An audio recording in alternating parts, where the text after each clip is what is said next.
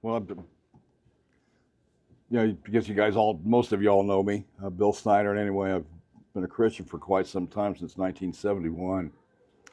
And I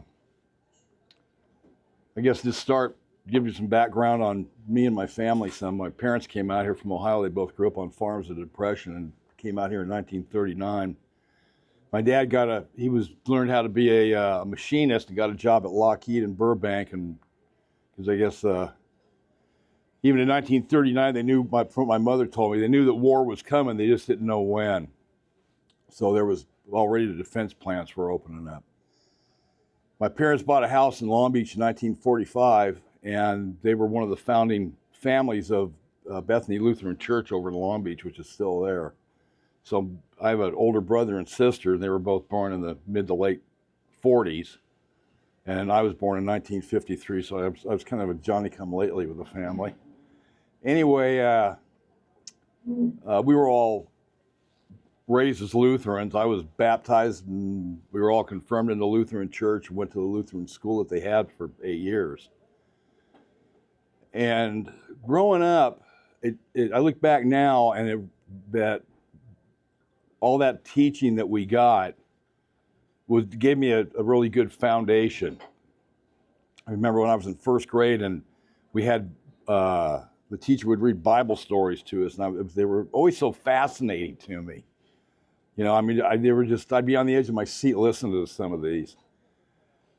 And then, after being in the Lutheran school for 8 years, I had to go to a public school, and it was like a fish being out of water. I was even though I had friends that went there that I grew up with, I was learning my way around. It was like groping in the dark, and I didn't like going one bit. You know, I mean, 8 years of the same school, all the same people I grew up with. Now all of a sudden, my comfort zone is gone, and so trying to fit in, some of my friends would do is on Friday or Saturday night, go up to a liquor store and hang out, get somebody to buy beer, and then we'd go over at Long Beach City College. They used to have handball courts. We go over there and sit there and drink our beer, get drunk. And then that was about 67. And then in 1968, when I turned 15, my two friends of mine that I grew up with, my next door neighbor and a guy down the street, I mean, we knew each other since we were little kids. Well, on the night my sister got married and they had the reception at our house, we went next door and they introduced me to pot. The first time I tried it really didn't do anything for me. What's so good about this stuff? You know, it was overrated. But then I tried a few other times, and all of a sudden it was like, whoa, where have you been all my life? You know? So I really got into it. And this was February of 1968. And so everybody said, well, I'll smoke pot, but I'll never take pills, and all this. Well, come summertime, there's no pot to be had. Marijuana, like any crop, is planted in the spring, grows in the summer, harvested in the fall, and then hit the streets in the wintertime. So there was nothing. So that's when pills came into the neighborhood. So people started taking those, and I tried them a couple of times. I took Reds about 3 or 4 times, and one night I had a very bad experience, and that was it for me. I hated those things. I never touched them again, but I knew friends of mine who just loved those things. I couldn't even stand being around somebody who was stoned on them. So then, later on, we were all taking pills and that, and then LSD started really getting prevalent. And, oh yeah, well, I'll smoke dope, I'll take pills, and I'll never drop acid. Well, guess what? Come summertime in 1969, everybody's dropping acid. And back then, there were several different kinds. Anybody who grew up in the 60s in here, if you remember all that. And there was one that was all different colors. It was called Rainbow, and there was no little peace sign stamped on it. There was one that was white. It was called White Lightning. There was one that was blue. It was called Blue Cheer. And then one came along that just knocked all the others off the map. It was Orange Sunshine. It was out of Laguna Beach. There was a group down there called the Brotherhood of Eternal Peace and Love. And they were like a hippie mafia. Yeah, they were a rough bunch. They were a rough bunch. You didn't mess with them. I mean, they were involved in international drug smuggling. It just so happened that a friend of mine that lived a couple blocks over, who we hung out with, the guy that lived next door to him, was a member of the Brotherhood. And so we always had access to buying pot, hash, acid, mescaline, psilocybin, all that stuff. He always had it. But when Orange Sunshine hit the street, it took over all the other ones, and it was cheap. It was like, I remember when it first came out, it was like $3 for a tab, a little teeny weeny pill. And I never took a whole one. I'd always cut it in half. And then there was so much of it around, it got to be where it was a buyer's market. The price dropped to $2. Then the price dropped to $1, and nobody wanted to buy because it was they couldn't sell it. It was a buyer's market. But that stuff really took over, and it was shipped all over the place. And I took a lot of it. And I took a lot of mescaline, psilocybin, all of that stuff until, there was pot showing up, and then hash started showing up, and then I'd go back to smoking. That was my favorite. But during that whole time, back then they were, LSD is a way to find God and all this. And I started buying into all that. And I said, what if, because I had like this empty something inside that I couldn't put my finger on what it was. I mean, I was just a kid, 15, 16 years old. And so I was trying to fill it with the drugs. And I thought, if I could just smoke enough pot, I know I could find, I called it the answer. I know I could find the answer, but I just couldn't get over that little hump. And, like I said, anybody who remembers the 60s, all the psychedelic posters and all that I had a room full of those things, and I had a black light. And my parents, I think they knew what was going on, but they just didn't know what to do about it. It's pretty obvious I was smoking dope. So, and every Friday night, or not Friday, every Saturday night, I always made sure I had some pot, and I always went home early. We'd go out messing around with my friends, but I'd go home early. And I'd go in my room, and I'd wait, because my parents' bedroom was right across the hall from mine. And as soon as my mom went to bed, I knew I could take out the weed and smoke it in my bedroom, because 20 minutes later, she's asleep, and Dad would be out front. He'd be asleep watching in his chair in front of the TV. So this was like every Saturday night was like my this little ritual that I went through. I'd turn on my stereo, turn on the black light, light some incense, sit down and smoke a joint, and I'd just start thinking, trying to figure out what the answer was. And one night, this was in 1970, I had just finished smoking this joint, and I sat back and I closed my eyes, and it was like I wasn't asleep, but I could see, like in my mind's eye, I was walking through a field or like a meadow, but it was dark. It was just dark, and I'm walking through this, and I could see it like it was plain as day. It was almost like having a dream, but I was awake. And I'm walking along through this, and I get to the edge. There was a cliff, and I got to the edge, and it was nothing but a black. You could feel it. It was so dark. And I stood there, and I'm looking down in this darkness. And all of a sudden, I start hearing like these little voices in my head, like thoughts coming in. I don't know how else to describe it. But there were like these hissy little voices saying, the answer is down there. You got to jump into that. Jump. Do it. Jump. Go in. That's where you'll find it. And I thought, wow, what if it really is in there? And I got to do this. And I was scared. I didn't know what to do. And they kept saying this. And I just stood there. And then all of a sudden, this other voice came and broke through. And it was like this other voice came in and just knocked all of them out of the way. And this it was, all I could say is, it was a voice with authority. And it said, no, don't do it. And I snapped out of it. I opened my eyes and what's going on here? So I got up and I turned the light on, turned the stereo off, and unplugged turned the TV on and that, and I sat there for the rest of the night. I was scared. It was weird. And I never did that again. That was the end of my little ritual night. But there was still that nagging. And so this was, like I said, this was 1970. This was probably in the spring. So summer came and went, and then finally, in the late summer, early fall, heroin came into the neighborhood. Now all my friends are sticking makeshift needles in their arms. And they were trying to get me to do it, and I thought, you know what? You talked me into smoking the pot, you talked me into smoking the hash, you talked me into the pills, you talked me into the LSD, you ain't never gonna talk me into this. I wouldn't touch it. He said, I'd say, you can say anything you want to about me, call me a crime, a sissy, whatever. Doesn't matter. I will not touch it, and I never did.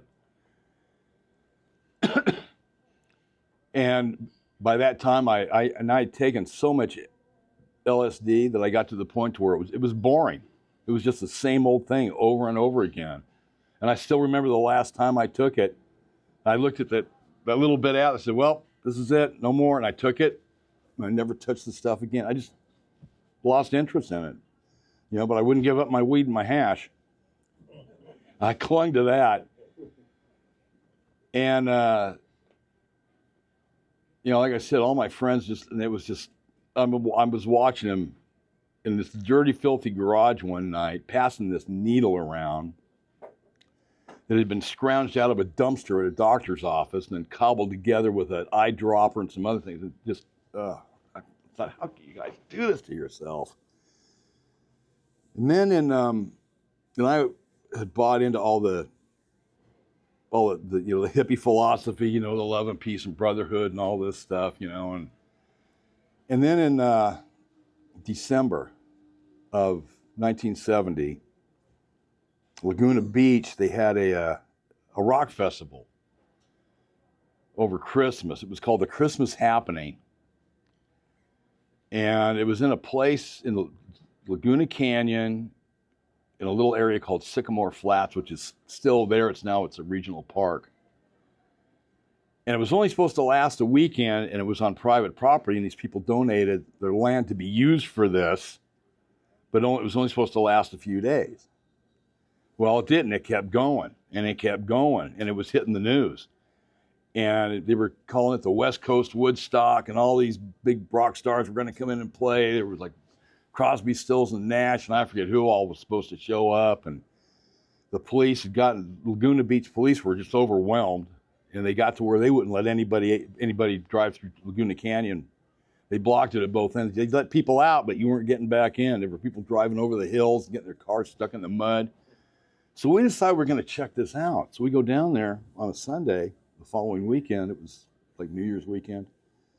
So we hitchhiked down there, and we're walking around. Hey, this is pretty cool. All these people walking around, the music, all this people smoking pot and handing it out here and there, all the hippie girls dancing, and hey, this is all right, So we decide, hey, we'll hitchhike home, get sleeping bags, get some food.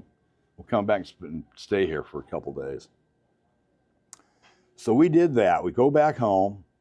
I'm packing stuff up. My parents always try to keep me on a pretty tight leash. And so they were, what are you doing? What do you think you're doing? I said, we're going to go to the Laguna Rock Festival, blah, blah, blah. No, you're not. I said, yes, I am. No, you're not. I said, and I grabbed my sleeping bag and my bag, and I looked at him on the front porch. I said, yes, I am. And that was the only time in my life that I really openly defied my parents. And so we got down there, and we got all set up on a side of a hill where a bunch of other people were camping. And then later in the evening, the promoters who were putting the thing on came out on the stage. And they said, we have an announcement to make. Tomorrow the police are moving in, and we're leaving. Now, all of you can all do whatever you want to. You want to stay, that's up to you. But we're not going to be responsible for your safety. We're leaving, and we suggest you do the same. And we thought, here it's dark, it's nighttime now, and we're like, we wanted to leave, but it's like, what are you going to do? You know, I mean, we had to walk over miles of hills just to get from the freeway where we hitchhiked, just to get to where we were at. So our plan was it was me and my next door neighbor and another friend of ours. So we decided, okay, we're going to get up the next morning, pack up, and we're going to get out of here.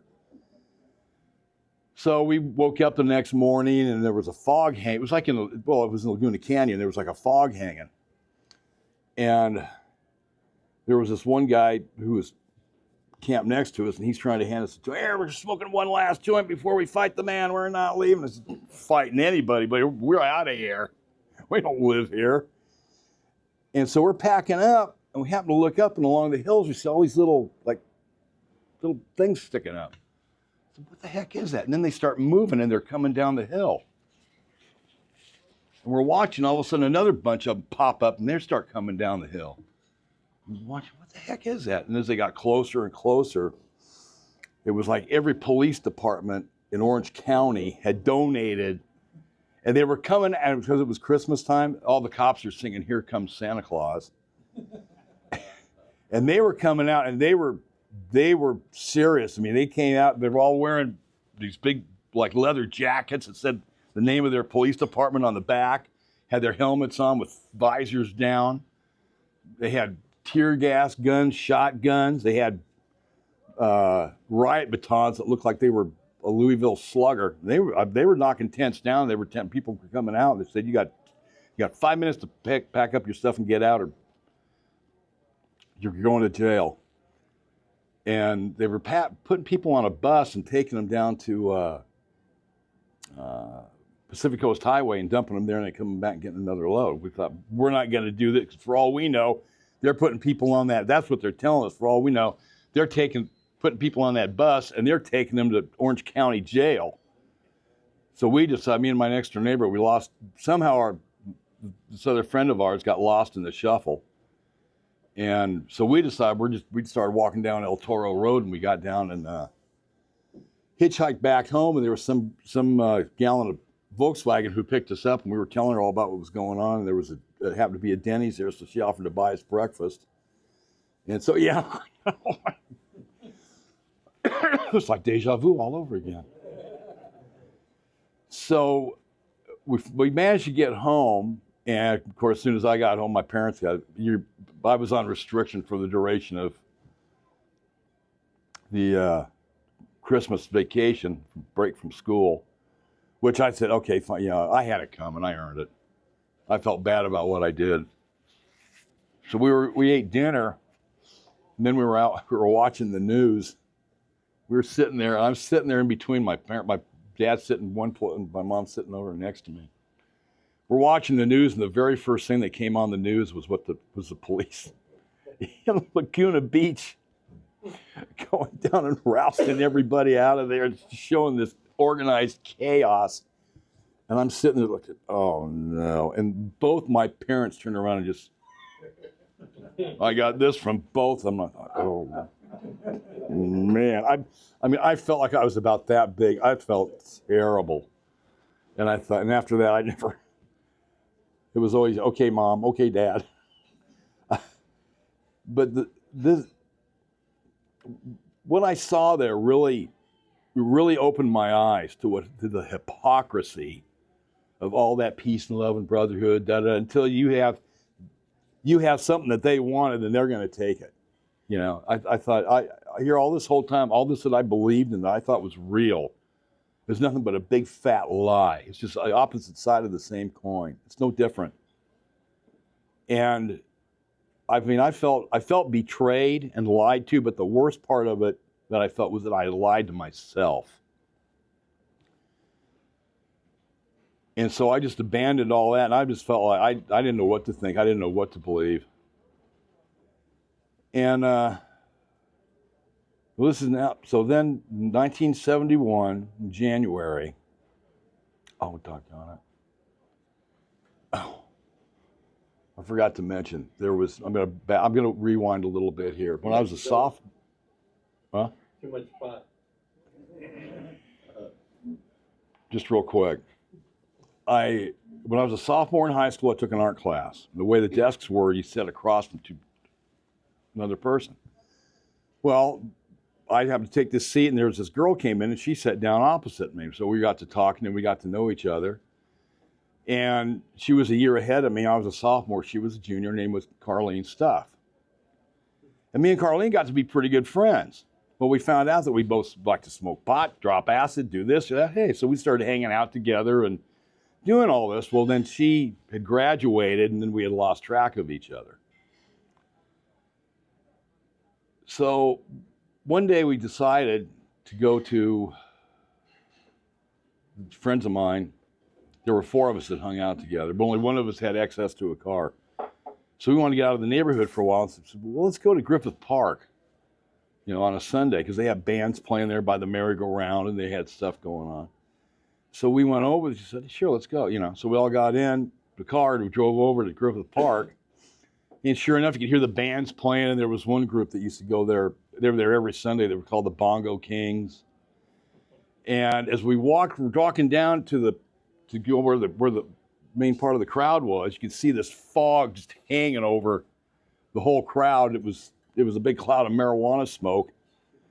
And we got down there, and there was LA Police Department down there, but they were just there to make sure that people behaved themselves. They weren't taking anybody to jail for anything. So we all got to talking and said, you know what, we need to break up, go find a group of people that are smoking dope, and then come back, get the rest of us, and go on over there, invite ourselves in. So we just said, okay, we'll break, we'll split up, we'll meet back here in like 15 minutes. Okay, so I'm standing there, and I'm looking around, I'm walking around. And this guy comes up to me, and he says, excuse me. And I go, yeah. And he goes, can I ask you a question? And I thought he was going to ask me for the time, ask me for a cigarette, or ask me for a light, or all of the above. I said, and he looks at me and he goes, do you know Jesus Christ? And nobody ever asked me that before.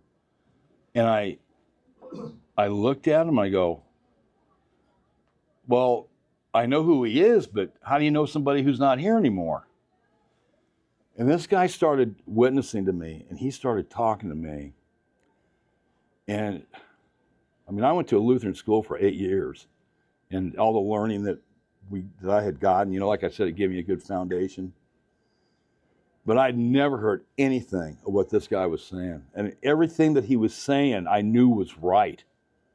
And it was like, I was like a dried up sponge soaking up water. And I cannot, for the life of me, I can't remember his name, cannot remember what he said, but I can remember the effect it had on me. And he's talking and talking. He was doing all the talking, I was doing all the listening. And it just so happened my next door neighbor walked up. And he stood there for a minute, and he heard what this guy was telling me. And he grabbed me by the arm, and he tried to pull me away. And he goes, come on, you don't need to listen to any of this. I pulled my arm away. I go, no, I want to hear what he has to say. I told the guys, I go, keep talking. My next door neighbor just did that. He turned his back and walked away. So the guy kept talking and talking. And I knew what like I said, what he was saying was right. And it was really, it was witnessing to me. Well, then he gave me a tract to take with me. It was kind of like a little comic book track, and it was all about the book of Revelation and all this stuff. Ooh, that's what's really in here? And I'm reading all this and what's going to happen. And I went home, and for the first time in years, I did have a Bible, and I got it out, and I started reading it. And I really didn't know where to begin, so I just started in Genesis and reading it like would any other book. And I was really hungry for more, whatever this guy was talking about. And I knew it was in there somewhere, but I just didn't know where. And one night we were out driving around. I couldn't get any of this out of my head. And we were out driving around, and we bumped into some people. One of them was Eddie Deason. And he said, yeah, we're just out here drinking. We didn't have anything better to do tonight. And so we got to talk, and then he started running these names. Hey, did you guys hear about this, about some of these guys that they hung out with. And they said, oh, they're all going to church now and reading the Bible. He goes, I think they dropped acid and they read the Bible and flipped out, and now they're going to church. And then somebody goes, then he goes, oh yeah, there's that hippie chick too. What's her name? Oh, that Carlene Stuff Girl. And when he said that, her name, he said, Carl, what? And I said, no. Carlene was a real level-headed person. I knew Carlene. I knew her quite well. She was a good friend. And I thought, no, that wouldn't happen to her. And so now I'm really, really intrigued, and I just couldn't get any of this out of my head. And from the time I woke up till the time I went to bed, that's all I thought about was, God, where are you? Who are you? And so one day, one of the guys I went to school with, this was right after I turned 18 in February. This was now 1971, yeah. So he asked me if I knew where I could buy some pot. I said, yeah, sure. The guy lived a couple blocks over from me. I could always get that. So I told him, I said, well, meet me up here at Taco Bell at like 4 o'clock or whatever time. And I said, we'll go over and I'll score some weed for you. So when I was walking up to the Taco Bell, it was in an area where there's a bunch of little shops and stores and that are still there off of, over in Long Beach, off of Bellflower Boulevard and Carson Street. And I was walking up there, and I remember I was praying, and it was really wearing on me. And I was on my way up, and I started praying in my mind. And I said, God, who are you? I know you're real. I know there's a God out there, but who are you? And I said, God, I don't care if you're the God of the Lutherans, the Catholics, the Presbyterians, the Episcopalians, the Mormons, Jehovah's Witnesses. I named every denomination and religion I could possibly think of. I don't care who you are. I just have to know. Tell me who you are. I'll do whatever you want me to do. I'll go wherever you want me to do, wherever you want me to go. And I was really crying out. And I stood there for a minute, waiting for something to happen. I didn't know what. I was just waiting for something to happen. But I stood there for a minute, and nothing happened. Nothing. I thought, well, maybe just not now. Maybe some other time. Maybe I didn't pray hard enough or didn't do this or that or whatever. I said, well, I'll try some other time. So I walked down and I sit on a planter there at Taco Bell. And I lit up a cigarette, and I was sitting there waiting for this guy to show up. And I saw this car making a left turn coming in, and it was like a mustard yellow late model Mercury Comet with a black vinyl top. And I thought, maybe that's him. I didn't recognize the car. Well, then the car made a right turn into the parking lot, and I looked to see who was driving, and I thought, holy smoke, it was my old buddy Carlene. I couldn't believe my eyes. So she pulled into a parking spot, and I walked over and I tapped on the window, and she looked over, and I said, Stage! She rolled the window down. She goes, what are you doing here? And I told her. I was waiting for this guy. I said, yeah, he wanted me to score him some weed. It was cold and windy that day. She goes, get in the car. Get in here. So we got in, we were talking and getting caught up a little bit, And so I finally I couldn't resist. I said, hey, I hear you're going to church now, reading the Bible and that. She goes, yeah, I am, as a matter of fact. I'm a Christian now. And so she started telling me all this stuff. And you know what's going to happen to this world? She's now telling me all this stuff about what's going on in the book of Revelation and all this, and 90-pound hailstones coming down, meteor storms. I'm looking at her like, she knows about this too? How many people know about this? How come I've never been told about this? And so and I just wanted to hear what she had to say. She thought I was going to get in an argument with her. I wanted to hear what she had to say. So she hands me, she goes, here, I got something here for you. So she hands me this little pink piece of paper with a drawing of a church on it. And I'm looking at it, and I knew what it was. It was a track. Going to a Lutheran school, Lutherans have their tracks too. We had whole tables of them, so I knew what a track was.